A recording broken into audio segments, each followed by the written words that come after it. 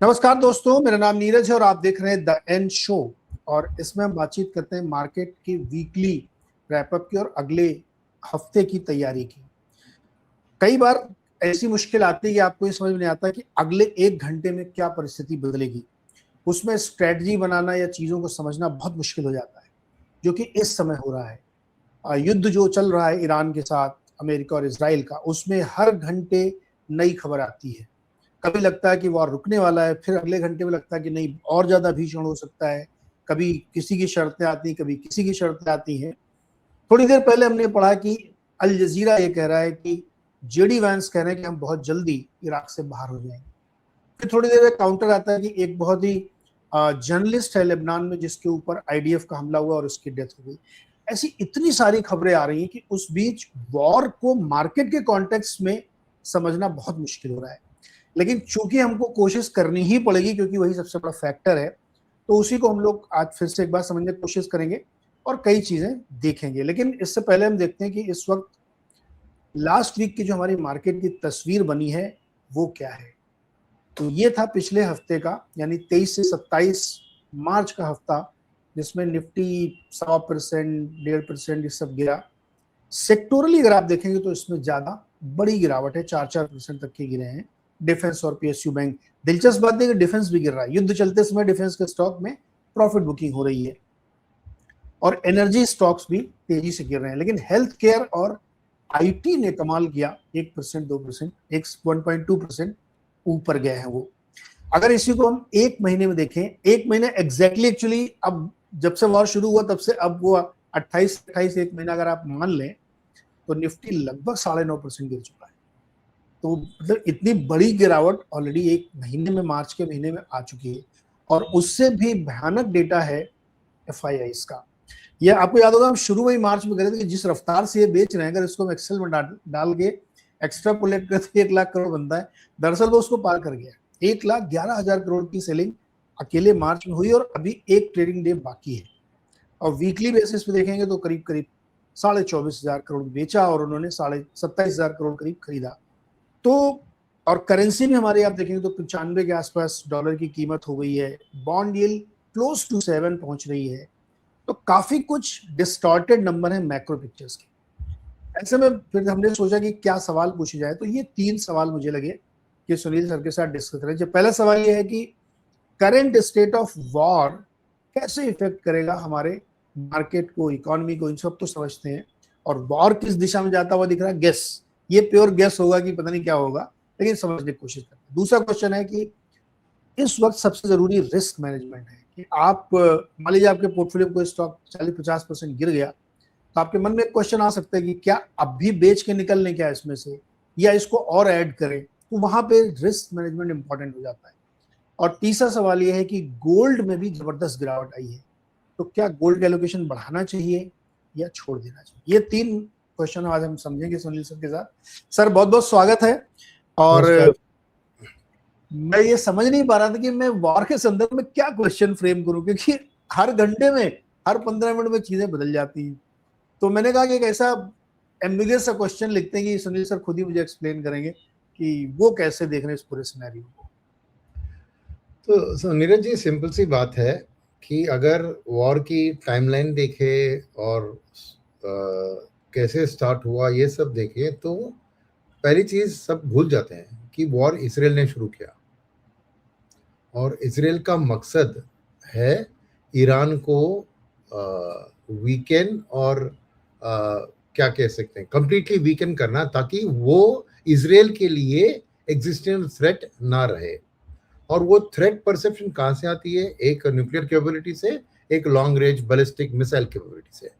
तो इसराइल का view clear था कि मुझे वो दोनों चीज के ऊपर करना है, और अगर हो जाए रेजिम चेंज, यानी जो एक नॉन इस्लामिक ओरिएंटेड रेजिम, जो अपोजिशन जो है उधर थोड़ी मॉडरेट, शायद वो रेजा शाह पहलवी की फैमिली हो जो करेंटली यूएस में है, या फिर कुर्द के लोग हैं, कुर्दिस्तान, वैसे माइनॉरिटीज जो है उनको शायद अगर हो जाता है तो एटलीस्ट वो शांत रहती। अब अमेरिका इस वॉर में घुसा इसराइल के पीछे। ये अमेरिका की शुरुआत वॉर थी, और उसका कारण ये भी है कि अगर अमेरिका ऐसे वॉर में घुसना चाहता है तो कांग्रेस के अप्रूवल की जरूरत होती है। तो ट्रंप ने ये बैकडोर एंट्री कर दिया इस वॉर में, और उसका मकसद क्या था? देखिए, ईरान का न्यूक्लियर प्रोग्राम तो कई सालों से चल रहा है, राइट? तो अब सडनली एक्ट करने का क्या रीजन था? कि he wanted to declare a quick victory. उसने सोचा था कि ये बहुत जल्द एक विक्ट्री हो जाए और सब तालियां बजाएंगे, हो जाए। और गलत क्या निकली कि Iran preparedness for such an eventuality.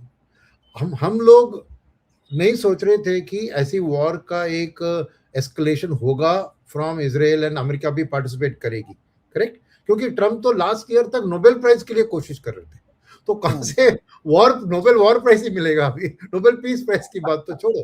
तो मेरा मानना है कि ईरान का स्टेट ऑफ प्रिपेयर्डनेस को रियली हमें प्रेज करना होगा कि वो ऐसी एक दिन अगर इवेंचुअलिटी आई, उसके बेसिस पे उसने अपने deep in the mountains, deep tunnels under the ground में अपना डिफेंसेस को प्रिपेयर करके सिक्योर किया, number 1। Number 2, modern technological warfare, जो ड्रोन्स का इस्तेमाल है, क्योंकि ड्रोन्स कहीं पे से भी फायर हो सकती है। एक एयरफोर्स बेस से, एरोड्रोम से प्लेन को फ्लाई करने की जरूरत नहीं है, किसी भी बिल्डिंग के रूफटॉप से आप ड्रोन्स फैला सकते हैं। तो that is the second part. और तीसरी बात है कि they had long range ballistic missile जो ऑलमोस्ट डिएगो गार्सिया तक जा सकती थी, विच वाज नॉट अवेयर। तो मैं कहूंगा फर्स्ट थिंग ये बोथ इजराइल और अमेरिका का ये बड़ा इंटेलिजेंस फेलियर है, क्योंकि अगर ये उनके सामने दिखता और ये उनके ग्राउंड लेवल इंटेलिजेंस है, they were able to get enough spies to kill Khamenei, to kill some leaders, कि उनके जो ब्राइब किया, जो भी किया, उनको टर्न कोट बनाकर कर दिया। मगर overall state of preparedness of Iran for war, there is a massive intelligence failure, because उनके मन में ये नहीं सोचा कि इतने दिन तक ये चलेगी। और फाइनल पॉइंट जहां पे ईरान इस वॉर को अपनी तरफ पलट रही है, वो है the war on the neutral states Gulf के अंदर। This also was not anticipated by Israel and America. तो ये क्या हुआ, भयंकर इंटेलिजेंस फेलियर है। तो और ये दबाव डाल रहा है ना अभी, because innocent people sitting in Dubai, in UAE, gulf, Qatar, कहीं कहीं पे उनके ऊपर चल रहा है और डैमेज हो रहा है। तो war has gone out of control. और finally because it was not a quick and clean war, ये तेल के दाम एक एलिवेटेड लेवल पर पहुंच गए हैं। तो it is now coming to bite America, which is thousands of miles away from the conflict zone। मगर वर्ल्ड ऑयल प्राइसेस की बढ़त के कारण gas prices at the petrol pump in America is going up and the public is unhappy. और जो भी rate cut का माहौल पहले था वो तो भूल ही जाइए, बिकॉज इन्फ्लेशन बढ़ रही है। तो if you look at it today, Trump आके पब्लिक में बात करता है कि I have destroyed their navy, I have destroyed their missile, ये सब बातें हवा में बातें हैं। Real impact of the war is that the oil prices are hurting Trump in his vote bank। तो at this stage आप देखें, मैं नहीं कहूंगा कि Iran is the winner of the war, okay, वो नहीं कह रहा हूं मैं, मगर अभी तक America is not the winner of the war. Correct. In fact America को ज्यादा नुकसान, ओके, पीपल का नुकसान नहीं हुआ है because troops boots on the ground नहीं डाला है, मगर सोचिए वो $2 मिलियन का मिसाइल यूज कर रही है $35,000 ड्रोन को मरवाने के लिए। तो आज उधर एम्यूनेशन का शॉर्टेज हो रहा है, कुछ 2-3 साल लगते हैं ये सब बनाने में। और उधर पेंटागन ने ऑलरेडी एक रेड फ्लैग रेज कर दिया इंटरनली कि भैया we don't have enough stock. तो मेरा मानना है कि ये अभी जो यूएस को नहीं चाहिए थी उसी एरिया में घुस रही है। और ये डेंजर अभी है कि ये बूट्स ऑन द ग्राउंड डालेंगे, बिकॉज एट दिस स्टेज अगर अमेरिका बैकआउट करते, जैसे आप कह रहे थे कि कोई कह रहा था कि वाइस प्रेसिडेंट कह रहे थे कि हम निकलेंगे, इस वक्त में निकले तो वो बहुत बड़ा डिफीट का यूएस माना जाएगा। तो ट्रम्प को उधर बैकलैश भयंकर होगी, शायद इसी चीज के उसको इम्पीच भी किया जाएगा, because saying that whose approval you took to enter the war and now you have taken America as a defeat, you are backing out. तो ट्रम्प का ego and this will never permit that. तो next level of war को escalate करके किसी ना किसी तरह एक विक्ट्री डिक्लेयर करना है ना, तो it is going to get much messier. And Iran का क्या है, he is waiting, he is not an aggressor. उसका डिफेंसेस है, वो वेट कर रहा है आपके लिए। वी स्टिल डोंट नो कि अगर बूट्स ऑन द ग्राउंड गए तो वो कितना लैंड माइन्स डाल के रखा है which as a defence, because क्लियर है कि ईरान इज प्रिपेयर्ड कि एक ना एक दिन ये इजराइल और अमेरिका कुछ ना कुछ हमारे ऊपर वॉर करेंगे। तो इसीलिए वॉर की स्थिति अब वॉर की शुरुआत में देखें और अब में it has gotten worse. War की शुरुआत में अगर आप पोल लेते हैं इंडिया के अंदर, मार्केट्स के अंदर, सब कहते हैं नहीं यार, अमेरिका का हैवी प्लेन बॉम्बार्डमेंट है, इसराइल का इंटेलिजेंस है, मोसाद की ये सब है, तो ये एक हफ्ते में खत्म हो जाएगी। यही initial feeling of the neutral world would have been. Today we are seeing we are 1 month into the war, क्योंकि टुडे इज 28 फरवरी को अटैक किया था। आज एक्चुअली मंथली एनिवर्सरी है वॉर का। Yes yes yes. किसी ने सोचा कि दो most powerful weaponised states in the world, America and Israel, के खिलाफ ईरान इतने दिन तक टिक पाएगी? राइट? तो एब्सोल्युटली अब वॉर की स्थिति में, क्योंकि अभी ईगोज इन्वॉल्व है,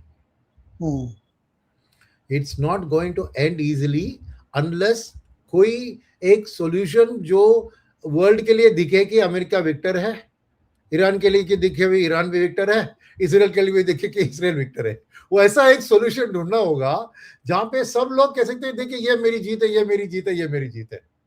that kind of a solution can still happen अगर if Iran is agreeable to admit to America के कुछ victory which Trump can show off to his public, to his vote bank। ऐसी हालत में war खत्म हो सकती है। Otherwise an absolute victory, Iran का सरेंडर भूल जाओ, वो मरते दम तक फाइट करेंगे, बिकॉज उनके लिए ये एक ट्रेडिशनल जू क्रिश्चियन वर्सेस इस्लाम का फाइट है। तो इतनी आसानी से वो नहीं मानेंगे, that they will never surrender, they will never say कि नो मरेंगे मगर सरेंडर नहीं करेंगे। उतना तो अभी तक जो दिख रहा है उससे मानना पड़ेगा। टॉप लीडरशिप पूरा खत्म कर दिया, फिर भी अटैक कंट्रोल हो रहा है अभी भी। और क्या डेंजर है इसमें ना, और वॉर आगे चलने से the more desperate that Iran gets, the more they will attack civilian places very boldly in the Gulf, right? How much can America give protection, right, to the Gulf states? हमको पता है हमारे लोग 10 करोड़ के करीब है ना उधर गल्फ एरिया में काम करने वाले इंडियंस। सो देखिए दी अनसर्टेनिटी हो, जैसे रशिया यूक्रेन वॉर बहुत देर तक चल रही, इसका भी उतना लंबा शायद नहीं मगर कुछ देर तक चल सकती है। यह है आज के दिन में एक रीड ऑफ द वॉर अगर आप कहें तो। अगर ऐसी स्थिति है तो मार्केट क्या हालत क्या होगा कि देखिए तेल का $180 के लेवल से फिर 90, 95, फिर 100, फिर 120 तक जाके वापस 96, जब अच्छी ट्वीट्स कुछ खबर आई फिर वापस अभी 112 के पास आ गया है। तो तेल की जो वॉलेटिलिटी है दाम में वो कंटिन्यू रहेगी। और एक्चुअली मेरा मानना है कि global speculator funds are actually investing in oil futures today, okay, because for them it's a good play, right? So oil has become an investment class now for global speculators. India में unfortunately we don't have, we only have an ONGC or थोड़ा बहुत जो producer company, but otherwise आज इधर we don't have a proper way to play the oil futures. But internationally, naturally oil futures is a very very active market today where people are betting on it, right? So certain liquidity is going there to oil and commodity futures in the oil, okay? तो oil का uncertainty जब तक रहेगा तब तक आपको FIS में India में कॉन्फिडेंटली निवेश करना मुश्किल हो, राइट? मगर जैसे मैंने पहले शो भी में कहा था, ये जो FI की सेलिंग आपने दिखाया था 1,11,000 करोड़ कुछ दिखाया था, तो उसमें मैंने डेटा देखा तो it is like 65% of people are sellers and 35% are buyers ये वाले नंबर में। तो नेट डिफरेंस का जो है वो 30% है। पहले ये खाली 20% था, but over the last few weeks the number of sellers is far exceeding the number of buyers. पहले ये रेशियो था 60-40, तो डिफरेंस 20% बनता है जो नेट सेलर्स का इम्पैक्ट है। अब हो गया 65-35, यानी 65% सेलर्स है, 35% बायर्स है, तो डिफरेंस अभी 30% हो गया, राइट। तो क्या हो रहा है कि लॉन्ग टर्म जो भी है वो अभी भी पोर्टफोलियो में एडिशंस करते जा रहे हैं मेरे ख्याल में, मगर जो शॉर्ट टर्म है, और इसमें मैं दो तरह से इस सेलिंग को मैं देखूंगा, राइट।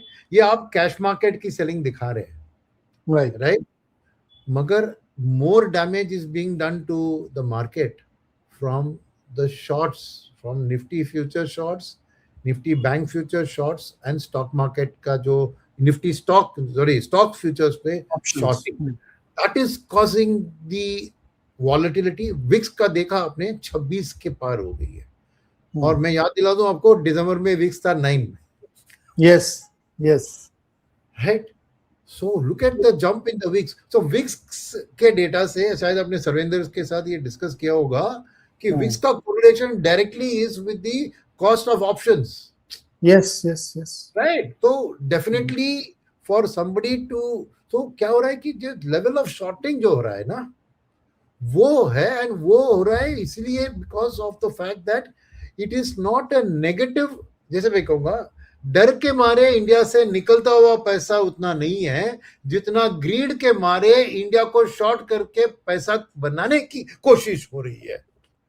आप सटल डिफरेंस देखिए इसमें, राइट। एक होता है जो निकाल रहा है, मेरे को मार्केट और गिरेगी मैं अभी निकल लूं, राइट, वो एक बात होती है। दूसरी बात होती है अरे मार्केट गिरने वाला है तो मैं शॉर्ट करके पैसा बनाऊं, जैसे हिंडनबर्ग। यस, उनका एक्शन एक तरफ ये हो रहा है। सेकंड प्रॉब्लम क्या है पता है आपको? सेकंड प्रॉब्लम है कि RBI is not able to make up its mind, और इट कीप सेइंग, देखिए आरबीआई कभी भी कहती है मैं टारगेट नहीं करता हूं एक रेट को, so people are not able to guess the RBI. तो सडनली एक ही दिन में 80 पैसे बढ़ गई थी आईएनआर फ्राइडे को। फ्राइडे की जो भयंकर गिरावट थी दैट वाज बिकॉज रुपी का सडनली आरबीआई ने डिफेंड नहीं किया। रुपी भयंकर एक ही दिन में 80 पैसे भैया, फ्रॉम 93, 95 टू 94, 72, करेक्ट। एंड तो वही हुआ था ना 94, 72 के करीब। यस। तो ये जो करेंसी के ऊपर आरबीआई सोच रही है कि मैं इतना डिफेंड करूं क्या नहीं, डिफेंड करूं क्या नहीं, और ये पैसा जो बाहर जा रहा है तो उसके कारण जो एक हेज फंड की जो एल्गोरिथमिक ट्रेडिंग का जो इश्यू होता है ना, उसमें वो डाल देते हैं कि अगर करेंसी, समझिए मैं एक एग्जांपल के तौर पर दिखाऊं कि 9450 क्रॉस हो गया तो इंडिया को बेचो, तो वो कंप्यूटर अपने हिसाब से सेल ऑर्डर डाल देती है। That is the issue. और मैं जो कह रहा हूं कि देखिए एक सिंपल चीज, मैं शॉर्टिंग की बात इतना क्यों कर रहा हूं ना, मार्च 27 का डेटा देखिए यहाँ पर 4,300 crore only selling, 3,600 crore buying, so net shortfall was 700 crore in the market. But what was the crash in the Nifty? 500 points. 500 points. How this data does not explain it. Selling तो कम थी ना, 4,000 करोड़ ही थी। Correct. DI का buying कम हुआ, वो एक कारण था। और दूसरी बात क्या है यहाँ पर कि it's the short which has caused this fall. Cash selling has not caused this fall. खाली 4,000 करोड़ भैया। So clearly it is the action of the greedy vulture funds which are saying where can I short and make money. Right. That is what has caused this correction, and that will continue because of the uncertainty जो है, right? Number one. Number two, देखिए अब देखिए RBI ने क्या किया, आप वो भी डेटा देखे होंगे ना, डेटा नहीं अनाउंसमेंट, उन्होंने बैंक्स का जो पोजीशन है उसमें $100 मिलियन का लिमिट डाल दिया। Yes. तो उसके कारण अभी every bank has to correct its positions. So I don't know what the effect will be on Monday on the currency market. थोड़ा सा स्ट्रांग हो सकता है, स्ट्रांग हो सकता है.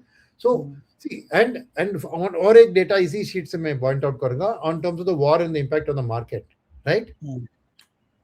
This buying by DIIs is historic. Yes. In February, I think they bought 32,000 crores. In January, they bought, I think, 38,000 crores. ऐसा roughly कुछ था. Okay, total 2 महीने में मिलाकर, I think they bought 70,000 crores. Okay. Yes, yes. January 38,000, January 69,000 crore and February 38,000 crores. Correct. तो ये है 1,28,000. Yes. So the question I have is that ये 1,28,000 crores means they are dipping into their cash balance. Can they repeat 1,30,000 crore in the month of April? Answer is no. Yes. कहां से आएगा भैया? 30,000 करोड़ का monthly SIP book आ रहा है. और आज इस महीने का डेटा आएगा, आपको पता लगेगा कि क्या रिटेल निवेशक ने लमसम में रिडीम किया है कि नहीं. तो वेदर नेट पोजीशन क्या था इस महीने का, वहां अप्रैल 10th को ही दिखेगा. Till then we will not know कि इस मंथ के फ्लोज कैसे थे. मगर मान लीजिए कि इसने जो भी फ्लोज पे डाला है 1,28,000 करोड़ प्लस, समझिए एक और डे वर्किंग डे है, उसमें 2,000-3,000 करोड़ भी आके 1,30,000 करोड़ अप्रैल में रिपीट कर पाएंगे, मई में रिपीट कर पाएंगे? नो वे. तो मार्केट के लिए डीआईएस जिन्होंने एक गिरती हुई चाकू को पकड़ा है, right? So the for month of April now, right? We have to see, and FIs are very well aware of this data. Yes, yes, yes. तो ये शॉर्टिंग के वाले ये देख रहे कि अगर मैंने शॉर्ट किया, क्या मुझे डर है कि शॉर्ट कवरिंग करना पड़ेगा because DIIs will come and buy. वो नहीं, वो डर कम हो जाएगी ना. अभी उनके को पता है कि इसके ऊपर कहां से पैसा आएगा भैया. अरे मान लीजिए इसमें खाली म्यूचुअल फंड नहीं है, इसमें इंश्योरेंस भी है और पीएमएस में भी है और एलआईसी भी है. बट कितना, अब मेरे को अभी डेटा नहीं है, निकालना पड़ेगा. पिछले 1.5 साल 3 साल में कब 1,30,000 करोड़ की खरीदारी की थी डीआईएस ने, देखिए. मेरा मानना है कि zero. But I am not saying from the actual number, but मेरा मन जहन में नहीं है कि कभी भी डीआईएस ने एक ही महीने में 1.25 लाख करोड़ खरीदारी की है कभी. शायद हिस्ट्री में जाना पड़ेगा ये. सर मैंने डेटा देख लिया है 2021 तक का. हाँ, किसी महीने में ऐसा कभी नहीं हुआ है. केवल एक महीना है, वो मैं आपको बता देता हूं. वो महीना था अक्टूबर 2024 का, जहां पर उन्होंने 1 लाख की खरीदारी की थी. अक्टूबर 24, if you remember, that was the peak market.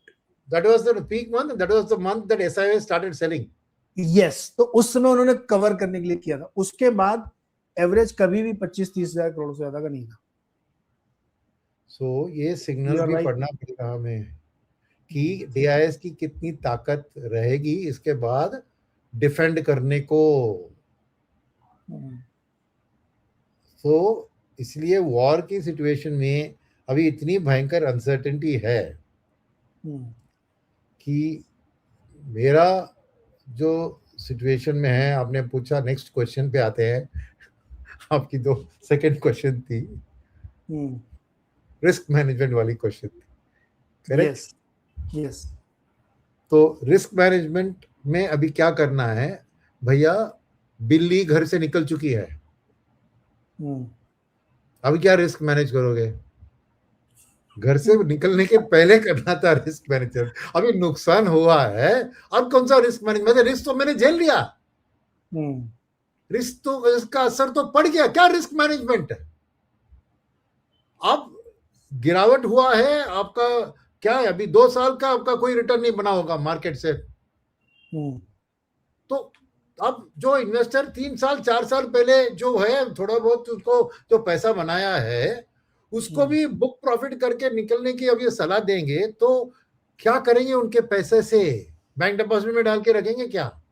और जब मार्केट वापस बढ़ेगी तब okay, first 5% of the rice जाने दो, फर्स्ट 10% राइस जाने दो, उसके बाद हम कॉन्फिडेंटली वापस आएंगे। ये सोच हो सकती है रिस्क मैनेजमेंट की। मगर मेरा मानना है कि risk management has to be in place before the risk occurs, not after the risk has come. क्योंकि देखिए, वही मैं कह रहा हूँ ना, एक सॉल्यूशन का जो भी, even if there is a 1 to 5% chance that the war can end and the 3 parties involve के लिए कुछ ना कुछ एक विक्ट्री की तरह दिखाने के लिए अपनी वोट बैंक के लिए सामने आ जाती है, तो वॉर खत्म हो सकती है। तो that possibility, it may be very small percentage, small probability, but it remains. तो मेरे सलाह यही है, जो मैं पहले दिन से कह रहा हूं और आपके शो में भी कह चुका हूं, कि you deploy your free cash at 1% per day. In fact अभी वक्त है कि you can make that 1 to 1.25% per day, because मेरा जो 1% डे है, हर महीने में 20 दिन समझिए मार्केट डेज है रफली, छुट्टी नहीं है तो 20 दिन माने अब 20% आप एक महीने में डालोगे तो 5 महीने तक आपका पैसा धीरे धीरे मार्केट में डलता रहेगा, राइट? करेक्ट। तो rather than time the market, आपकी जो पोर्टफोलियो थी बिफोर द मार्केट, जो आपने सोच समझ के अपने फ्यूचर नीड्स के लिए गोल प्लानिंग, फाइनेंशियल प्लानिंग सब करा के जैसे भी आपने किया था, क्योंकि तब वॉर का कोई नामो निशान नहीं था सामने, उसी बेसिस पे कंटिन्यू रहिए। एक ना एक दिन वो वापस उस स्थिति में आएगी। प्रॉब्लम है कि कब आएगी पता नहीं, बीच में और भी गिरावट आ सकती है, मगर किसी के हाथ में नहीं प्रेडिक्ट कर सकते हैं कि अरे भाई ये हफ्ते में ये गिरावट होने के बाद ये बाउंस बैक होगा, नहीं। और सेक्टर पिकिंग इससे भी बहुत हानिकारक है। एक मिनट आप सेक्टर रोल स्लाइड की परफॉर्मेंस में जाइए जी। जो नॉर्मली माना जाता है क्या कि डिफेंस और banking neutral stroke positive to the war है। सबसे गिरावट डिफेंस में आई है, सबसे ज्यादा गिरावट पीएसयू बैंक्स में आया है, 4% की गिरावट। रियलिटी का समझ सकते हैं क्योंकि इंटरेस्ट रेट सेंसिटिव सेक्टर है, राइट?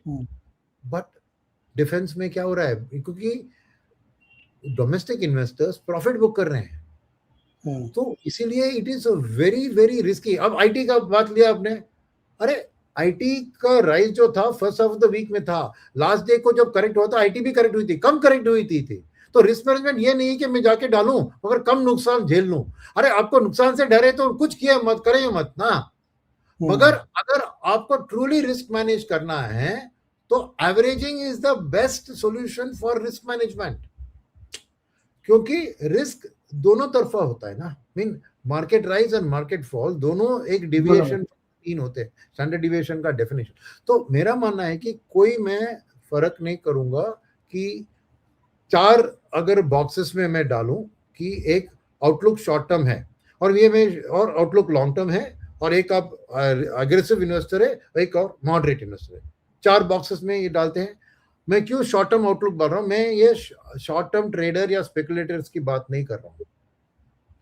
मैं कह रहा हूं कि शॉर्ट टर्म आउटलुक इसीलिए क्योंकि अगर आपने 10 साल पहले या 5 साल पहले मार्केट में पैसा लगाया था, क्योंकि ये अगले 3 महीने में आपकी बेटी की शादी ही लाइकली है, या आपकी कोई बेटे का फॉरेन में जाना है तो फीस भरने का आपने प्लान किया है, इस वक्त में आ रही है, वो अगले 3 से 6 महीने में अगर पैसे की जरूरत है आपको, तो उसको मैं कहता हूं एक शॉर्ट टर्म आउटलुक वाले, जिन्होंने निवेश किया था लॉन्ग टर्म के लिए बहुत सालों पहले, और अब वो वक्त इसके लिए आपने निवेश किया था वो अभी सामने आ चुका है, मानी अगले 3 से 6 महीने में। ऐसे व्यक्ति को मैं कहूंगा कि प्रॉफिट बुक करके उसको लिक्विड फंड या आर्बिट्रेज फंड में डाल दीजिए।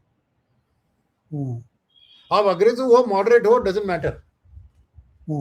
इफ फॉर अदर रीजंस आपका आउटलुक शॉर्ट टर्म है, क्योंकि पैसे की जरूरत है जिसके लिए आपने निवेश किया था, तो आप रिस्क मत लीजिए। तो ये risk management is that best is that आप move out of the market, put it in arbitrage or in liquid fund, so that the day that you actually need the money you can withdraw from that fund. Okay, correct. now suppose आपका outlook medium term का है, यानी अब से साल 1.5 साल के बाद। ओके, तो आप अग्रेसिव हो या मॉडरेट हो, इसमें डिपेंड होता है। मॉडरेट हो तो चुप बैठिए, कुछ मत कीजिए। Don't throw more good money after bad, because आप मॉडरेट हो तो इसके नाते आपको वॉलिटिलिटी बिल्कुल झेलना नहीं आता है। आप उसके आपकी मेंटालिटी ऐसे है, इसमें गलत या सही की बात नहीं है। हर एक व्यक्ति अलग इमोशनल डिस्पेंसेशन से आता है ना। तो अगर आपका जहन में थोड़ा भी वॉलिटिलिटी झेलने की शक्ति नहीं है, यानी आप मॉडरेट इन्वेस्टर है, तो आप चुप बैठिए, बिकॉज आप लॉन्ग टर्म के लिए है। मार्केट रिकवर होगा इस गिरावट के बाद भी। और एग्जाम्पल के तौर पे मैं तो सिंपल, बहुत सारे एग्जाम्पल्स है, मगर आप सोचिए कि ग्लोबल फाइनेंशियल क्राइसिस की बात करें, 2008 की बात, 8 जनवरी, अब कितना हुआ, 16 साल, राइट। आपने मार्केट की टॉप था 21,000 सेंसेक्स, मार्केट का बॉटम था 8,000 सेंसेक्स। आपने कुछ नहीं किया तो 21,000 से 3 गुना बढ़ गया ना, 3.5 गुना आपका पैसा बढ़ गया सेंसेक्स में ही, राइट। और 8,000 थे तो आपको 9 गुना बढ़ गया, मगर वो 21 से 8 तक आपको रिस्क लेने की क्षमता होनी चाहिए एवरेज करने का। सो 21 से 8 किसी ने एवरेज किया थोड़ा बहुत उसका एडिशनल कैश लेकर, तो उसकी वेटेड एवरेज कॉस्ट कम होती, it won't be 21, it may have been 18। So 18 से 4 times Sensex has multiplied, correct. तो मेरा मानना है कि इवन द 26,200 जो निफ्टी का लाइफ टाइम हाई है, वहां से अगले 5 साल में Nifty will go at least 2 times to 3 times, so you will get some decent return। तो एज अ मॉडरेट इन्वेस्टर आपको बेस्ट रिस्क मैनेजमेंट है कि आप जाके टेम्पर मत कीजिए, अब जाके रिस्की एसेट्स जो आपके पोर्टफोलियो में थोड़ी थे उसको बेचकर अभी सेफ एसेट्स को खरीदें, बिकॉज आप नुकसान को और बढ़ा रहे हैं। बिकॉज जो बढ़ेगी रिस्की एसेट्स ही वापस बढ़ेगी जब वॉर का सीन खत्म होता है, शायद वो साल के बाद होगा, परवाह नहीं, आप उसके बारे में चिंता मत कीजिए, चुप बैठिए। और फ्रेश कैश हाथ में हो तो नहीं लगाइए, क्योंकि आपके पास वॉल्टी झेलने की क्षमता नहीं है एज एन इंडिविजुअल, ठीक है, कैश को रखिए बैंक डिपॉजिट में, फ्रेश कैश को मार्केट में डालिए मत, क्योंकि मार्केट के अंदर कुछ भी सेफ सेक्टर नहीं है। क्योंकि बैंक्स की हालत क्यों खराब है, बैंक्स की हालत खराब है क्योंकि यूएस में इंटरेस्ट रेट्स बढ़ रहे हैं और इन्फ्लेशन यहाँ पर बढ़ रहा है, तो इंडियन इंटरेस्ट रेट्स भी 6.8 पे बढ़ गए, तो बैंक्स के लिए मार्क टू मार्केट लॉस होगा उनके पोर्टफोलियो में। और आरबीआई को कोई भी रेट हाइक का पहले होप था, वो गया चला, तो बैंक्स की वैल्यूएशन में ये दिक्कत आ गई है, क्योंकि high interest. Second thing problem क्या है बैंक्स में कि 35% ऑफ द इंडेक्स है, तो कोई भी पैसिव फंड इंडिया के बाहर से बेच रहा है तो banks automatically 30% off the sale account करते हैं। It is nothing do with good और द बैड बैंक, क्योंकि पैसिव फंड जब बेचते हैं पूरी इंडेक्स को बेचती है, so banks are getting hurt, they are the worst performing. तो कहां से आप सेफ ढूंढेंगे? कोई बोलेगा कि अरे वॉर के टाइम में डिफेंस अच्छा करेगा, कहां से अच्छा करेगा, वर्स्ट परफॉर्मिंग सेक्टर है। तो ये सब के पीछे जाकर मेरी पोर्टफोलियो में अभी मैं डिफेंस ऐड करूंगा, बैंक्स ऐड करूंगा, पेंट को अवॉइड करूंगा, टायर को अवॉइड, अरे ये सब बेकार की बातें हैं, because war is such a kind of uncertainty जहां पर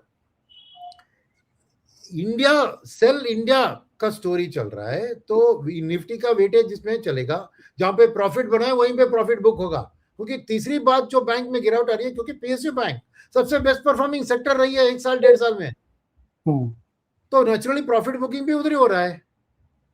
वेयरएज वर्स्ट परफॉर्मिंग सेक्टर रही है आईटी और रियल्टी अभी भी वर्स्ट परफॉर्मिंग है। तो यू कांट से कि वर्स्ट परफॉर्मिंग सेक्टर को मैंने बेस्ट परफॉर्मिंग सेक्टर में वॉलेटिलिटी के कारण प्रॉफिट बुकिंग हो रहा है, वर्स्ट परफॉर्मिंग सेक्टर में उसकी हालत और भी खराब है, तो वर्स्ट हो रही है।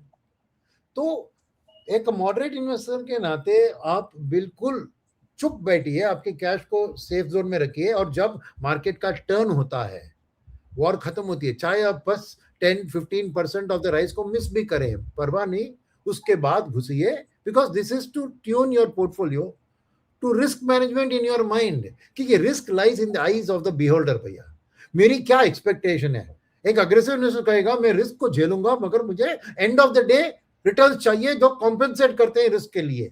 वेयरएज मॉडरेट रिस्क कहता है मुझे रिस्क नहीं चाहिए मगर डिसेंट रिटर्न चाहिए, तो उसके हिसाब से भी रिस्क मैनेजमेंट हो सकता है। तो मॉडरेट इन्वेस्टर के लिए आप मार्केट में फ्रेश पैसा मत डालिए, बट जो पैसा लगाया है उसको निकालिए भी मत, जस्ट कीप क्वाइट, छुट्टी लीजिए, मार्केट बंद कर दिया, अपना एनएवी देखना बंद कर दिए, keep quiet, wait, see the news, Trump entertainment channel चालू है, देखते रहिए उसको और कुछ मत करिए। मेरे साथ एग्रेसिव इन्वेस्टर हो तो वही उसके लिए मेरी सलाह जो थी ना वो सेम है।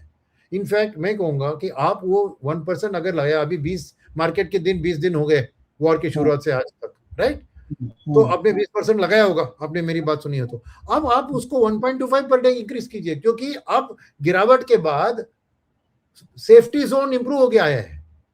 इतना भयंकर गिरावट और आएगा उतना प्रोबेबिलिटी फैक्टर कम हुआ है। मैं नहीं कहता हूं कि नहीं होगा, अभी आपने बताया कि 10% गिरावट, बट एक्चुअली मार्केट में लाइफ टाइम हाई जो था इसी साल में हुआ था ना 26,200, तो 26,200 टू 22,000 क्या है अभी निफ्टी, 22,700 800 है, 23,800 अभी चल रहा है और 26,400 का हाई था। हाँ, तो आई एम जस्ट सेइंग वो परसेंटेज फॉल कितना था, वो भी मोर देन 10% होगा।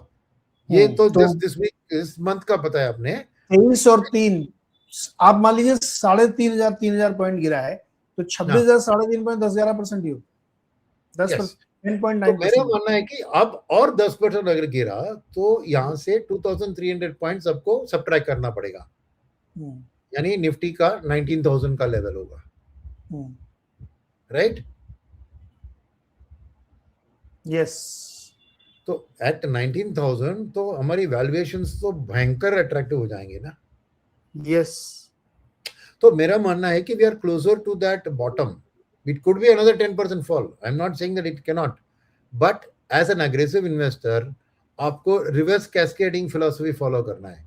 इनिशियली 1% लगाया, अब 10% गिरा गया है, अब आप 1.25% पर डे लगाइए, और 5-6% गिरेगा तो उसको 1.5% बताइए ना, because you by more at a lower and lower price, that is an aggressive investors outlook, because उसको चाहिए reward for the risk. So for him, risk management is how do I take advantage of the fall to make maximum returns? Because when the recovery happens, बाकी lifetime high के आने से पहले ही उसका break even हो जाएगा ना। Correct. तो मेरी risk management strategy is based not on the market, but is based on the individual and the short term versus long term and moderate versus aggressive. उस हिसाब से रिस्क मैनेजमेंट इस market में आपको करना चाहिए। अब सर तीसरा सवाल है जो कि गोल्ड 5600 का हाई बनाने के बाद अब वो गिरते गिरते 45-4400 के आसपास आ गया, अच्छी खासी $1,000 की कमजोरी हो गई है, चूंकि ऑलरेडी चला भी बहुत ज्यादा था तो वहां से करेक्शन हो गया। तो जो लोगों ने अपना एलोकेशन कर रखा था उनमें से कई लोगों का ये सवाल है, पूछना है कि नीचे आया क्या और एलोकेशन करें उसमें क्या या छोड़ दें? तो जिन्होंने भी गोल्ड में ऑलरेडी निवेश कर चुके हैं, राइट, उनको जरूर करना चाहिए, बिकॉज सेम मेरी जो फिलॉसफी इक्विटी मार्केट के करेक्शन के बारे में थी कि अभी करेक्शन हो रहा है तो 1-1% डालिए, तो मेरा गोल्ड के ऊपर भी सिमिलर व्यू है, ओके, क्योंकि ये गोल्ड का करेक्शन अगेन हो रहा है बिकॉज ऑफ द वॉर। अब नॉर्मली गोल्ड को सेफ हेवन माना जाता था और सेफ्टी के टाइम में गोल्ड बढ़ता था, इस बार नहीं हो रहा है, ऑपोजिट हो रहा है। इसका कारण क्या है? इसका एक हेडिंग में दूंगा, dash for cash, because equity market में करेक्शन इतनी आई तो मार्जिन कॉल्स को मीट करने के लिए जहां पे प्रॉफिट था उनको वो बुक करना था, because both are speculative markets. Equity में भी वो स्पेकुलेट कर रहे थे मार्जिन ट्रेडिंग और गोल्ड में भी वो स्पेकुलेटिव कर रहे थे, तो उन्होंने वो स्पेकुलेशन को इधर अनवाइंड किया एट अ प्रॉफिट और मार्जिन कॉल्स को मीट किया, नंबर 1। नंबर 2 रीजन क्या है, मैंने शो के बिगिनिंग में बताया ना, अब ऑयल फ्यूचर्स में ट्रेड कर रहे हैं यही स्पेकुलेटर्स, अब गोल्ड से उनको ऑयल की फ्यूचर में वो सेम पैसे को शिफ्ट कर रहे हैं, because that is a much more active market to play. तो गोल्ड में हो गया उनका प्रॉफिट, जो भी किया उन्होंने ट्रेडिंग के जरिए, अब वो ऑयल कमोडिटी मार्केट में प्ले कर रहे हैं, वो सेकंड कारण है। तीसरा कारण जो है गोल्ड के पीछे वो ये है कि बिकॉज ऑफ द रीसेंट है, ये फेड का हॉकिश होल्ड तो रीसेंट बात है, मगर वॉर की शुरुआत में ही आप देखें तो as a safe zone dollar was looking like a more of a safe asset than gold, because dollar was weak. It had gone down to 90 DXY before, right? और जब कोई सेफ हेवन ढूंढता है, एक सेफ हेवन जो gold है वो already ज्यादा बढ़ चुका है, तो प्राइस रिस्क आ गया गोल्ड में. Gold as a commodity safe है, यानी उसका कोई अर्निंग्स नहीं है, कुछ नहीं है, कोई रिस्क नहीं है, एंड लिमिटेड सप्लाई है, तो that's why it is a safe asset. क्योंकि हर व्यक्ति वॉलेटाइल टाइम्स में, हाइपर इन्फ्लेशन टाइम्स में गोल्ड की ओर जाता है. पर अब तो गोल्ड के लिए वो रैली हो चुकी थी, तो प्राइस इतना बढ़ गया था, तो उस हाइट से जो कहते हैं ना टॉलेस्ट बिल्डिंग बुर्ज खलीफा से अभी उसका और बढ़ना मुश्किल दिख रहा था. तो पीपल सोचा कि अब डॉलर सेफर एसेट है, बिकॉज 4% प्लस मुझे इंटरेस्ट यील्ड मिल रहा है डॉलर के इन्वेस्टमेंट में. So that is safer asset. So इसलिए डॉलर इंडेक्स भाग दौड़ के अब 100 के पास आ गई. तो that is a third reason, the flight to dollar. So first was dash for cash, second was shifting of the commodity commodity के speculators from gold market to, और सिल्वर का सिमिलर स्टोरी है भैया. ओके, सो क्या है कि silver because industrial demand है, और जब इंडस्ट्रियल डिमांड के कारण सिल्वर तेजी से बढ़ रही थी, अब क्या हुआ कि ये जो ऑयल प्राइस के हाइक्स के कारण इंडस्ट्रियल डिमांड कूल डाउन होएगा, तो नेचुरली सिल्वर का एक नेगेटिव है वो. तो इसलिए सिल्वर की फॉल और भी भयंकर थी compare to gold. Okay, similar, just to address that issue. तो ये सब हो गए ना. तो अब गोल्ड में मैं क्यों कह रहा हूं कि निवेश करो, एक तो उसके हाई से करेक्शन हुआ है, मगर मोर इंपॉर्टेंटली गोल्ड का जो अल्टीमेट कारण था राइज का, वो अभी बाहर निकला नहीं है. वो था डी डॉलराइजेशन का मूव. तो जैसे ही वॉर खत्म होती है, वो वाला जो एक सॉवरेन वेल्थ फंड और सेंट्रल बैंकर्स का गोल्ड खरीदने का जो सिलसिला था, वो जारी रहेगा, वो वापस आएगा. तो इसलिए मेरा मानना है कि वॉर के बाद gold will again assume not safe haven but a choice of alternative currency. तो gold had effectively become an alternative currency to dollar. तो जो डी डॉलराइजेशन कहते हैं उसका बेनिफिट ही गोल्ड को आया. तो gold was literally like a currency. तो वो फैक्टर कहीं गया नहीं है, बिकॉज ये वॉर खत्म होने के बाद भी ट्रम्प रहेंगे, और वो अमेरिका की जो डेफिसिट की स्टोरी है वो भयंकर है अभी. और अभी ट्रम्प ने पूछा है $200 बिलियन वॉर फाइट करने के लिए. पैसा कहां पे है उनके पास? ऑलरेडी उनकी डेट टू जीडीपी तो 125 को पार कर चुकी है. तो डॉलर का ये शॉर्ट टर्म स्ट्रेंथनिंग का स्टोरी है. डॉलर की मैं वीकनिंग स्टोरी देख रहा हूं once the war settles. Okay, तो मेरा मानना है कि gold is also good to slowly accumulate at this point in time, because correction हो गया है. तो आपका भी गोल्ड का जो, जैसा ही मैंने कहा, जो ऑलरेडी इन्वेस्ट कर चुके हैं गोल्ड में, वो गोल्ड खरीद सकते हैं. मगर अगर वॉर के पहले तक आपने गोल्ड को खरीदा ही नहीं, तो अब मत घुसिए गोल्ड में, बिकॉज गोल्ड का नेचुरल वॉर के टाइम में और कितना गिरेगा ये भी हमें पता नहीं है. तो if you have not experienced in that asset class before, this is not the time to enter, because इस टाइम में वॉर का direct correlation with safe haven gold is not there. So अगर आपने इतनी दिनों से गोल्ड पे नहीं निवेश किया, जो भी कारण हो सकता है, तो अभी मत घुसिए. This is the wrong time to make any asset allocation change. वही मैं कह रहा हूँ. अभी तक ने अपने गोल्ड में उसका एक्सपीरियंस ही नहीं है, तो अभी जाके मत खरीदिए, because volatility will continue in gold till the war is there. ऊपर नीचे होगा, मगर वॉर के खत्म होते ही मैं वापस गोल्ड में भी रिकवरी देख रहा हूँ as a consequence of the dedollarization move. तो वो चलता रहेगा अकॉर्डिंग टू मी. और मैंने देखा कि लास्ट ईयर का डेटा भी almost 850 tonne of gold central bankers ने खरीदा है. वर्ल्ड गोल्ड काउंसिल की रिपोर्ट में देखा तो 3 साल से 1000 tonne, but last year it was 850 tonne. So उनकी buying of gold continues to be strong. ये speculative interest had taken up gold very sharply, और the fall in that speculative interest because of the need to cover margin in equity, इसके कारण gold में unwinding हुआ positions का, long positions का. तो that led to gold fall in volatility. अभी और कुछ भी अनवाइंडिंग हो सकता है, शायद हो सकता है, वो वी कैन नॉट प्रेडिक्ट, क्योंकि कमोडिटी मार्केट का ना कोई अर्निंग्स है टू से दिस वैल्यूएशन इज राइट और रॉन्ग. और बहुत सारे जो इंटरनेशनल ब्रोकिंग हाउसेस और ये है वो अभी भी गोल्ड का टारगेट ही रख रहे हैं for the end of the year. तो मेरा मानना है कि if you are already an investor in gold तो continue to stagger and accumulate gold right through the world. Very true. So दोस्तों, जो सेकंड क्वेश्चन था उसका बहुत एलेबोरेटिव आंसर आपको मिला है कि रिस्क कैसे इस समय आप मैनेज करें, बहुत ही शानदार।